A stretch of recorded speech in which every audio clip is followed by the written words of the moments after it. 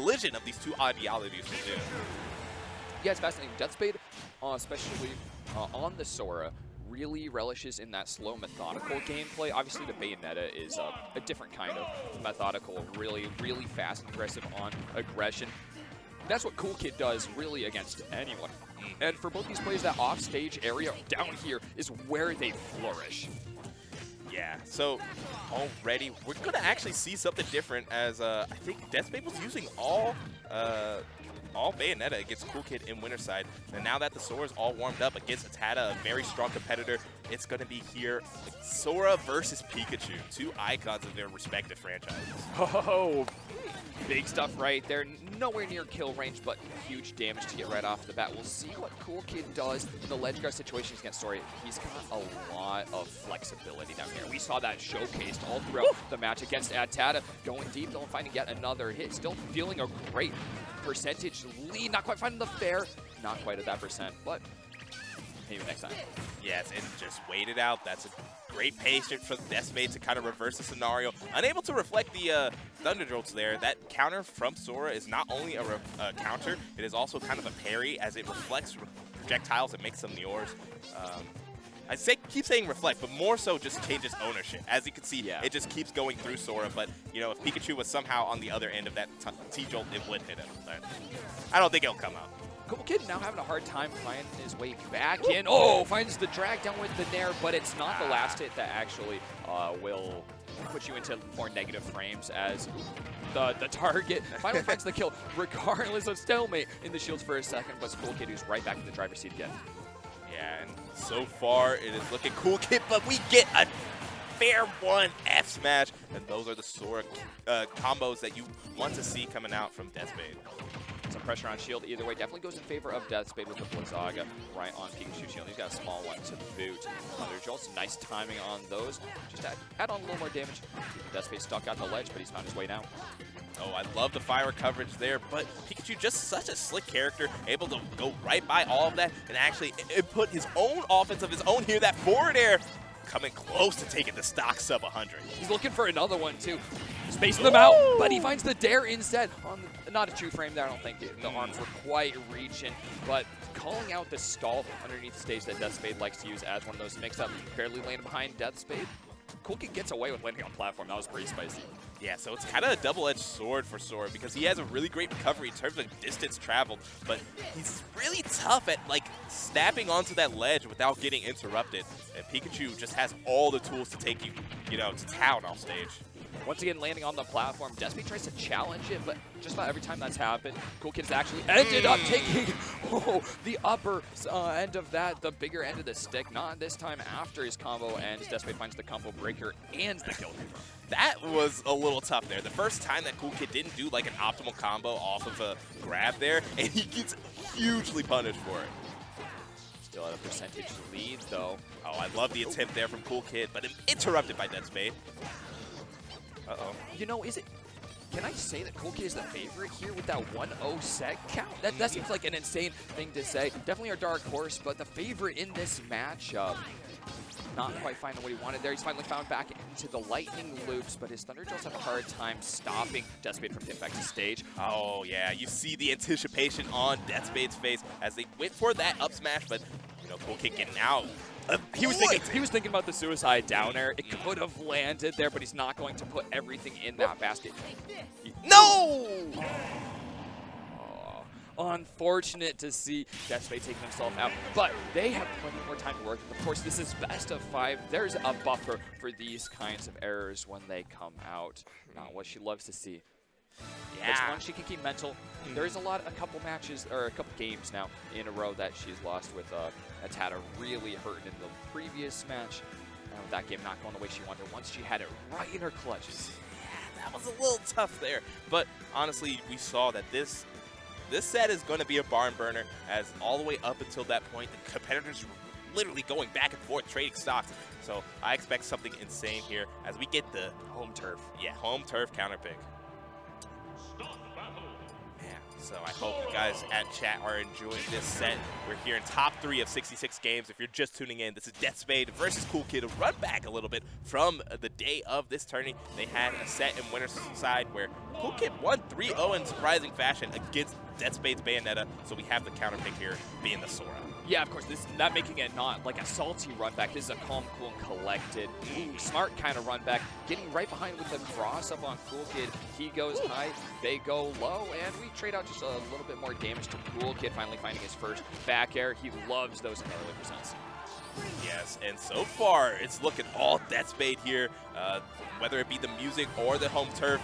Regardless, Deathspade's just playing on a whole different level.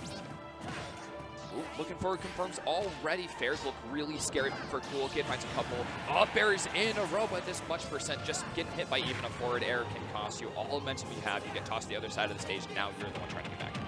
Yeah, Deathspade a little bit late on the counter of that up air. Whoa, what a fake out from Coolkid there. Went out and then forced Deathspade to use their resources early and just went immediately back to stage. Good stuff from Coolkid.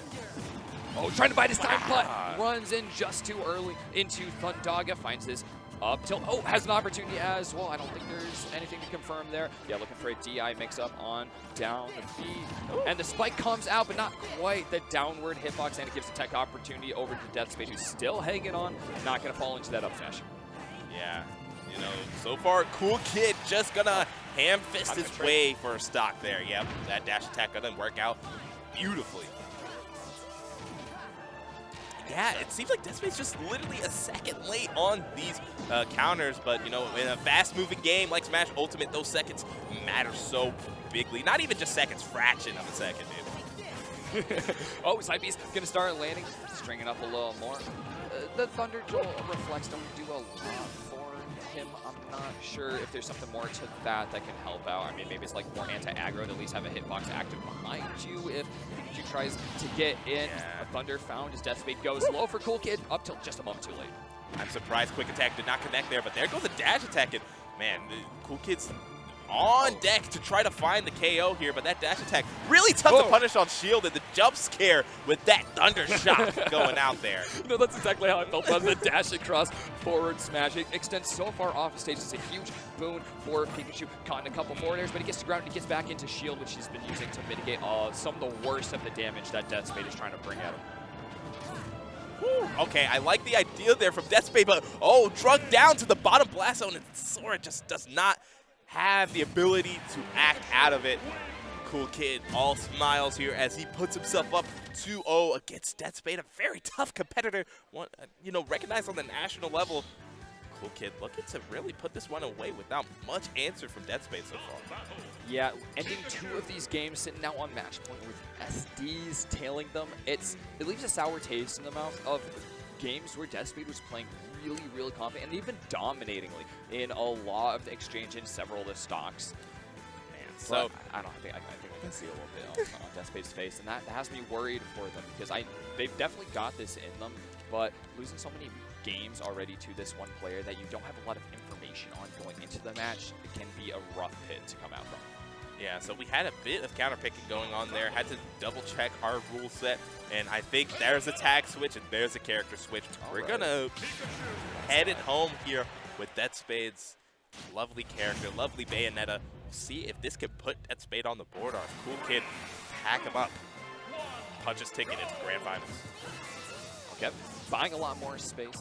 Deathspade is gonna have a similar game plan, I think, for the most part, with Coolkid playing so aggressively. Match Within is a great combo starter there. I mean, it takes an up tilt to actually start the combo. Okay, nice downward SDI is exactly what you should be doing as Coolkid. I love that. Oh, yeah. Not close enough for the witch time to actually slow down Pikachu, but that's not going to slow down Deathspade as we already sent him up to the ceiling there, but not quite taking the stop. Ooh, I love that dive kick to get away from the pressure. You know, Coolkid gonna use a quick attack to get into burst range. He missed his punish opportunity there. It's kind of hard to figure out where Bayonetta was going to be landing. Gets the dash attack to end it, but dash attack's done a lot of damage relative to what else Pikachu can bring to bear. A little more time, but yeah. You cannot be throwing out Thunder Jolt the same way you would against Sora in this matchup because even projectiles can be witch time. The plummet is going to take this stock, the little butt bump from Bayonetta, barely touching. There was no leg involved on that side of the hitbox, and she just keeps going. Forward air is landing, and the Nair drop it down low, and a one up top as well. It's the down low up top. These high fives are going insane. Yeah, this is nuts. I mean, Deathspade has just took one unfortunate sequence from Coolkid and pushed it to 70% extra credit, and the train just keeps riding as we're going up top, baby. Man, Treasure, this is nuts. I love the Sora, but seeing Deathspade Bayonetta really reminds you how Deathspade has gotten where they are. A big stock to finish off with the back air. Ledge trumps are a great bread and butter for Coolkid with the character so fast you can capitalize on so many ways. Yeah, and usually that back air not really known for its KO power, but, you know, Bayonetta not the heaviest in the bunch. You know, she's a little bit of a tall lady, but not much meat on her bones. Gonna fall to that one. Some more time given by the witch time. Deathspade, I don't know if they're entirely sure about what they want to do with the timing of it as well. Maybe look for smash attacks each time. Yeah, it's turned out pretty well either way. Finding good damage, charged up, neutral. B's going to finish things off. That one is a Bayonetta classic. Yes, indeed. You know, those bullets, very good. It's really, people forget on it and sleep on it because, you know, the bullets usually don't connect in most scenarios and have such an odd angle. But that odd angle makes them very niche and land whenever they are useful. Well, Big M, I didn't realize this before, but it's actually a 3-0 earlier on the winner's side when Coolkid took down Deathspade. So Deathspade has not found a game against Coolkid at all. With the Bayonetta earlier as well, which is crazy to see, or to think about after seeing this performance right here. This could be the beginning of the end. There it is, the 1-2-3 to the corner, though, with some pristine DI. Yeah, that, you are thanking your stars and stripes that you are still alive there. Coolkid was caught above a platform with no double jump. He should be thankful he lived there. And yeah, you're not punishing. That is just super safe, and Deathspade just continues to pack on the extra credit. Coolkid has great patience in shield. Realize that you have to hold on to that shoulder button like your life depends on it, because it does. What is he even killed? I didn't even think that was a up air. Yeah, it was just up air. Really, must have been really close to the blast out there. Like I said, up air is actually surprisingly a complicated move for Pikachu. It has a bunch of different hitboxes that do a lot of different things. Kind of adding to the complexity of this character. Deathspade able to get out of the lightning loops and tries to hit with the bump again, but not quite working out. Yeah, best air dodge in the game with the bats within, giving so many extra frames to it for Bayonetta. It's huge for combo breaking, especially against a player like Coolkid, who would take you to the cleaners off early percents with a grab like he found there. Finally, the first game on the clock, on the scoreboard for Deathspade. That's enormous after going down 5 games in a row to Coolkid. Finally, that little hole in the armor has been found, has been exploited even. Oh man, and the immediate FD counter pick. This is going to be interesting. No platforms, you know. Deathspade was utilizing those platforms to a proficient of results. So now that we're taking them all away, just going to have a flat, small stage for Coolkid to run amok. I really want to see how this one turns out. This is where we see the lightning loops really come out of the closet. They're ready to go. I'm really interested to see if we can find any more Witch Time, especially off of Thunder Jolts, that find a little bit more meaty punishes, because if either of those had found like a kill, which they totally could have, or even just like 30% combo, which are very much in Deathspade's arsenal, then that would have been a totally different game. We would not even been as close as we were on that last one. Yeah, and see, the thing about FD, you know, you trade away those platforms for one of the smallest ceilings in the game, you know. So Coolkid actually touching close to death here as Deathspade has the combos on lock, and the frame trap off of that up tilt into the up smash is a 0 to death. Deathspade's coming out hot. Yeah, really feeling that one right on the chin. And Deathspade keeps it up. 2 kicks in a row and trying to follow Coolkid into the air. Finally grabbed. This is exactly where Coolkid starts things going. But Deathspade wants to act too quickly out of shield. Again and again. Yet another re-grab. He's following down. He wants the down air. He's not going to find it. Instead, a forward air lands on him. Yeah, I like Deathspade's patience, because literally one mess up against Pikachu, especially on FD, could make that, you know, advantage state turn out a lot differently. Oh, the up air bridges? Not quite. Didn't get the right hit of up air on that third one, and now Deathspade gets to show them their stuff. We take a trade there. We take a trade there. Not quite getting out entirely, though, and the Bears come out to play. 3 stocks still on the board for Deathspade. They're looking to take this to a quick Game 5 right now. Starting up the combo on yet another stock. Almost double lapping Coolkid if they could just land a couple more hits. Okay, yeah, tried to catch the neutral, get up with that delayed side B, but Coolkid's having none of it. Gets the down air, once again, Bayonetta kind of similar to Sora in the sense that sometimes you just peek above ledge a little bit too much. Perfect for Pikachu spike. You got to keep air dodging those.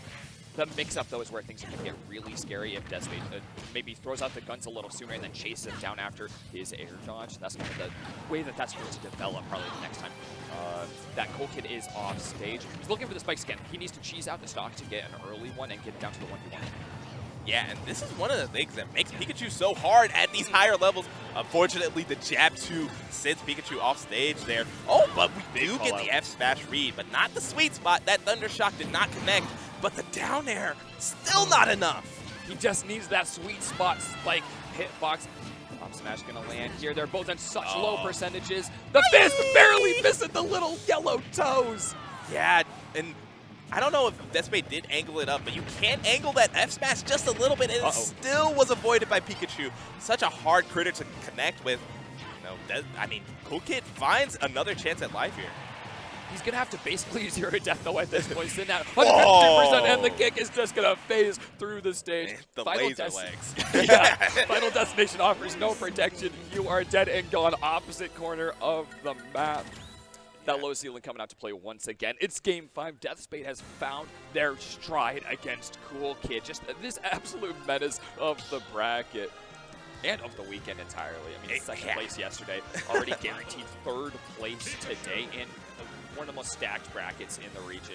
And speak about the right bracket to go off it, because the open bracket has such a high prize pool that, even though not getting the W in the high school finals may sting a little bit for Coolkid, he'll be stinging, maybe crying over it, the couple $100 he'll make from this tournament, as there's an insane $1,000 pop bonus for all competitors in the top 8. Yeah, even if he can't stick this one out, he's going to be, crying all the way home, counting his dollars. $1,000 pop bonus is amazing stuff provided by our sponsors here. State Farm, our title sponsor. You'll see more of them on our reads in between these matches. So check out the people who helped make this thing happen. We really appreciate them. Smashville for this final game in the series between these two titans. Yes, indeed. We're here on Smashville, where it all started, actually, this set. Except Deathspade was, rocking a bit different colors as they were on the Sora. But this time, the Bayonetta has put on a show so far and made us here in this Game 5 scenario. Man, even damage. I mean, we've been seeing just unrelenting combos from each of these players, so it's kind of wild to see them just trading in neutral. The grab is pretty significant for Coolkid, though, and with the call-out, down B, just going to end the first stock of this final game. Deathspade taking a mental moment, collecting themselves for the final showdown. Yeah, I know. Honestly, both competitors wanted to get that first stock very much so, but Deathspade more than anything, because the first time Deathspade took the first stock in that Game 4, you could see the momentum just ride, and another miss on the Witch Time punishes. This is all going towards Coolkid, but speaking of going towards, getting carried over to the side blast zone there. Wow. That board just starts to look scary because you can follow it up with an attempt for a spike. He's going with that. Knocked back to stage, though. Okay. Delayed up B, a couple of them in a row makes it so that Deathspade can really mix up Coolkid. Getting the lighter side of the thunder there. Keeps going. Yeah, Deathspade tried to get the footstool down there and just not quite working. But you can see the experience coming in from Deathspade because, they're not trying to rush this kill. They know that if they make too many mistakes, if they rush too much, Coolkid would immediately take their stock. What an air dodge! What was that? Wait, what? Where did Pikachu just go? Why did he just teleport 3 feet to the side? Well, Treasure, that is called the Z-axis. That air dodge put Pikachu just out of range for a couple seconds, but Deathspade follows up there, the longest frame trap known to man there with that Witch Time. Ooh, another Witch Time closing the distance for Deathspade once again. Up thrown, though. Yeah, we got to be avoiding those thunders after the first stock on this game. Big lead for Coolkid on this stock. He's waiting patiently. A polite little Pikachu waiting for his turn to play. Center of the stage, right under the platform, saved his place to be, but Ferris still come out Whoa, whoa, whoa. We're getting beat up on the bottom of Smashville here, and Deathspade's just continuing the combo regardless of where we're at. Whoa! All right, Yeah. sending right off the edge of the stage. A lead on the stock for Cool Kid. Deathspade has to find something right now in order to bring this thing closer. You can tell Deathspade is fighting for their life. Even caught in that down smash, I saw Bayonetta desperately struggling, trying to pop out off the top. All right, she definitely did not expect Pikachu to fall off the platform there, but Oh! so it loses a lot of frames. Whew. Still stuck underneath the stage. Not the trend we wanted to see continuing from Deathspade there.